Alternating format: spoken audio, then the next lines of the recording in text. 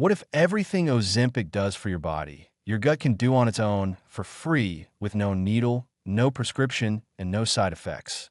Right now, scientists in 2026 are making one of the biggest discoveries in metabolic health history. They're finding that specific gut bacteria can trigger natural GLP-1 production in your body, the hormone that billion-dollar drugs are designed to copy. My name is Dr. Gourd, and today I'm going to show you which foods grow these bacteria, why modern life wiped them out, and what the latest research is saying about this gut and GLP-1 connection that almost nobody is talking about. Stay with me, because what you learn today might completely change the way you think about hunger, weight, and blood sugar forever. Let me give you a number that stopped me cold when I first read it. Over 890 million people on this planet are currently living with obesity, and hundreds of millions more are fighting blood sugar problems, constant hunger, and metabolic disease every single day. And what is the world offering them right now?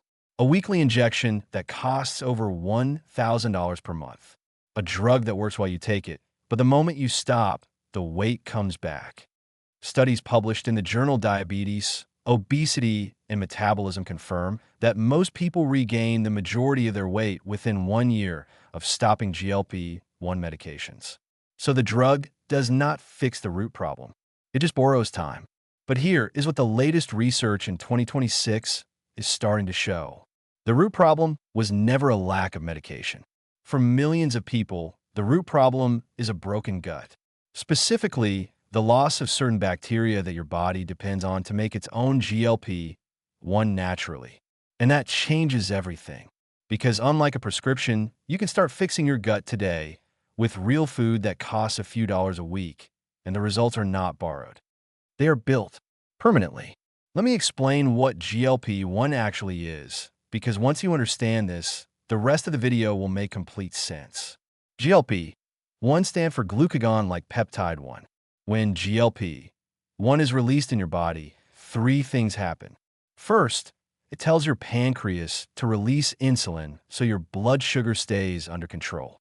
Second, it slows how fast food leaves your stomach, which means you feel full for longer. And third, it sends a direct signal to your brain saying you have had enough to eat. That is the core mechanism behind Ozempic and Wegovy.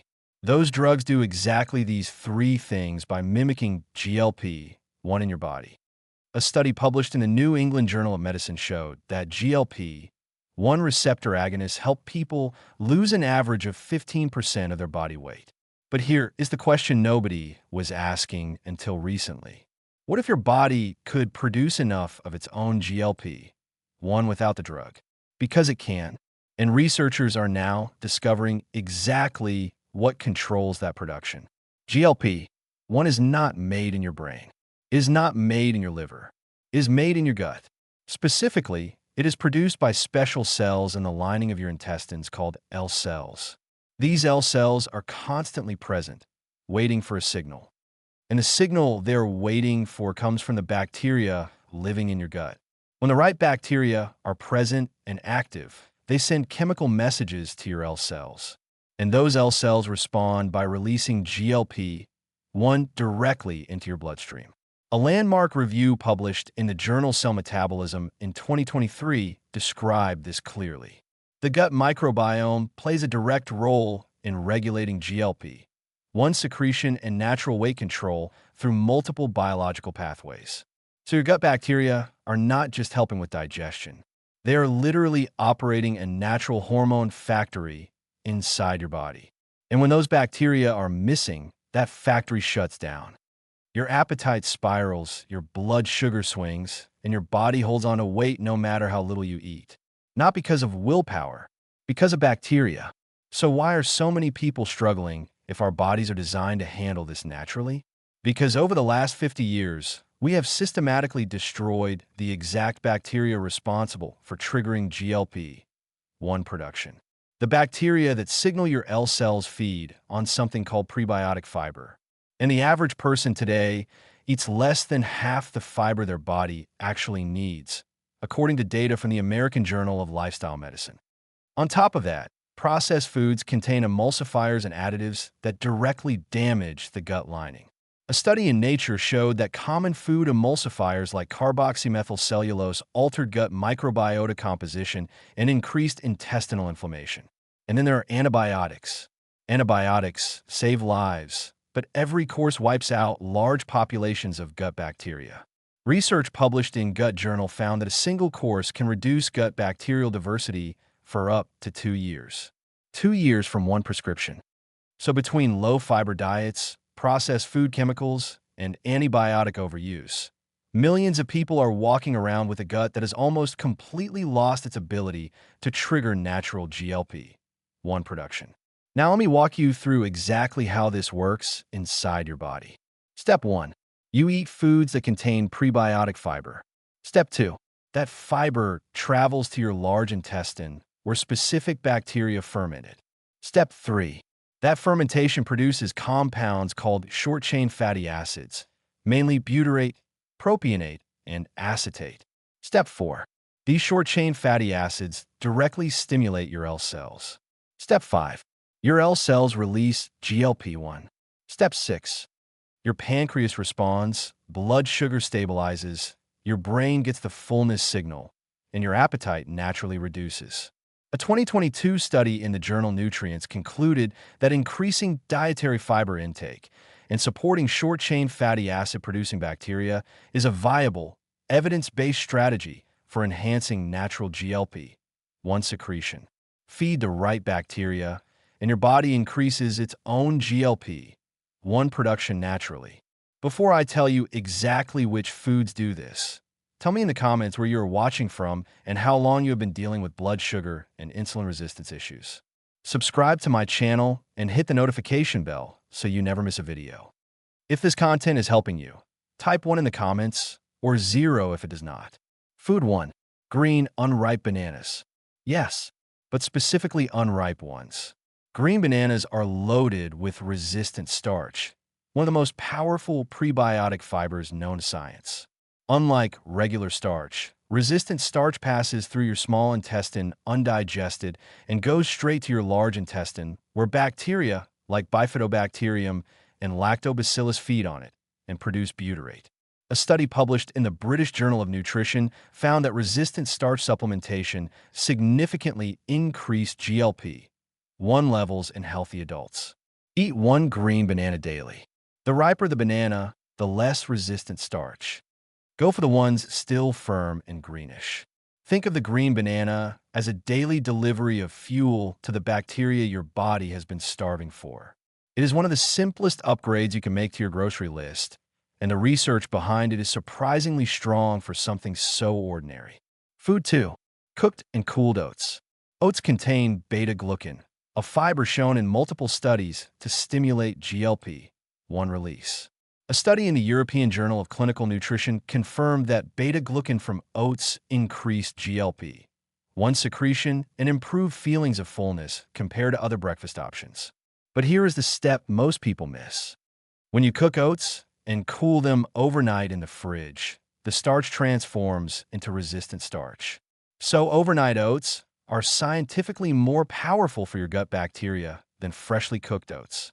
Prepare them the night before and eat cold or gently rewarmed. The overnight preparation does something most people never think about. It transforms a completely ordinary food into something your gut bacteria treat like a feast. Oats sitting cold in your fridge overnight are fundamentally different at a molecular level from oats cooked fresh that morning. Food 3. Jerusalem artichoke. Most people have never heard of them. They look like small, lumpy potatoes and taste slightly sweet and nutty. But for your gut bacteria, they're extraordinary. Jerusalem artichokes are the richest dietary source of inulin, a prebiotic fiber that feeds a bacteria called Akkermansia mucinifila. A 2022 clinical study in Nature Medicine found that Akkermansia mucinifila was directly associated with higher GLP-1 levels and improved insulin sensitivity in overweight adults. Roast them, steam them, or slice them into salads. Start small because the inulin content is so high that too much too fast can cause bloating. Give yourself 2 weeks to adjust. If you cannot find Jerusalem artichokes at your local store, Chicory root and garlic are also excellent sources of inulin and will grow akkermansia in much the same way. Food 4. Kefir. While the first three foods feed your existing gut bacteria, kefir adds new reinforcements. This fermented milk drink contains dozens of live bacterial strains. A 2021 randomized control trial in the journal Gut Microbes found that regular kefir consumption significantly increased gut bacterial diversity and was associated with measurable increases in short-chain fatty acid production, the exact compounds that trigger GLP-1 release. Drink half a cup to 1 full cup of plain, unsweetened kefir daily. If you are dairy intolerant, fermented coconut kefir works similarly. Kefir survives stomach acid far better than most probiotic supplements. The bacteria arrive in your large intestine alive and ready to colonize and multiply. Here is something the research now points to clearly. When you eat these foods matters almost as much as what you eat. Your gut bacteria follow a circadian rhythm. Studies in the journal Cell showed that short-chain fatty acid production peaks during the overnight fasting period. Eating your prebiotic-rich foods in the evening gives your bacteria the raw material they need right before their most active window begins. Now let me tell you what is actively destroying these bacteria every day. The biggest threat is ultra-processed food. Research in Cell Host and Microbe found that artificial sweeteners like sucralose and saccharin directly disrupted gut bacteria in ways that reduced short-chain fatty acid production and impaired glucose tolerance. The second bacteria killer is chronic stress. Elevated cortisol changes the gut environment in ways that favor harmful bacteria over the beneficial ones you are trying to grow. And third, antibacterial mouthwash. The oral and gut microbiomes are connected. Disrupting oral bacteria regularly can negatively affect the gut bacterial environment downstream. If this is making sense to you, hit the like button right now. It takes 1 second and helps this research reach people spending hundreds on medications when the answer might be in their grocery store. I want to be clear before we continue. I am not telling you to stop any medication your doctor has prescribed. What I'm telling you is this. The pharmaceutical industry builds drugs that mimic a hormone your body is already designed to produce. The reason most people cannot produce enough naturally is not a genetic defect. It is a dietary problem created very recently in human history. Gut bacteria cannot be patented. The foods that grow them cannot be patented. There is no financial incentive for a pharmaceutical company to prove that overnight oats can restore your body's natural GLP-1 production. This is not a conspiracy. It is simply how drug development economics works. And it means this information must come from independent researchers and channels like this one. Your body has not failed you. It has been starved of what it needs. Here is the protocol, kept as simple as possible. Morning, 1 green banana, then a serving of overnight oats. Evening, roasted Jerusalem artichokes, starting at a 1/4 cup, increasing gradually over 2 weeks, plus half a cup of plain, unsweetened kefir with or after dinner. Eliminate ultra-processed foods and artificial sweeteners. Give this 6 full weeks. Research in ISME Journal showed meaningful shifts in gut bacteria become measurable between 4 and 8 weeks of consistent dietary change.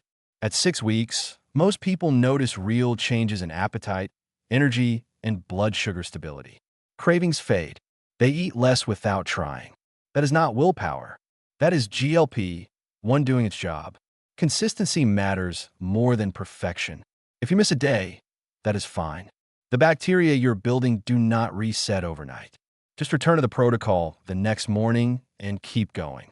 A few safety notes.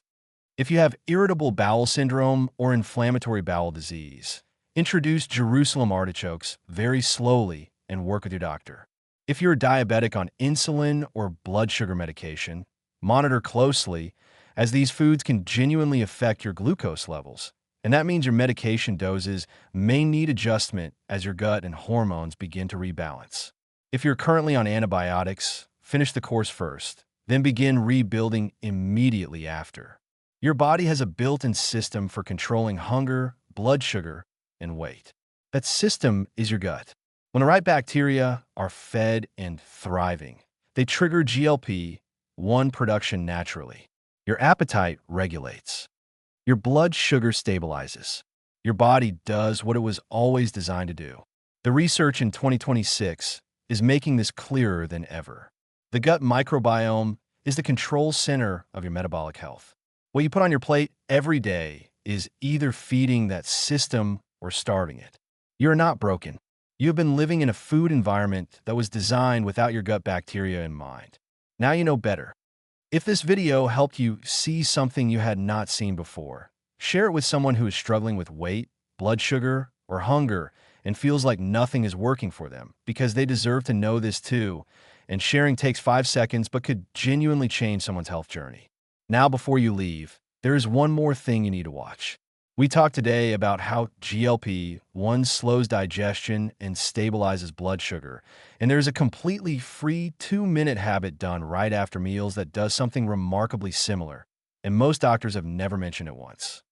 I covered the full science in another video right here on this channel, and I think the moment you watch it, your first thought is going to be, why did nobody ever tell me this before?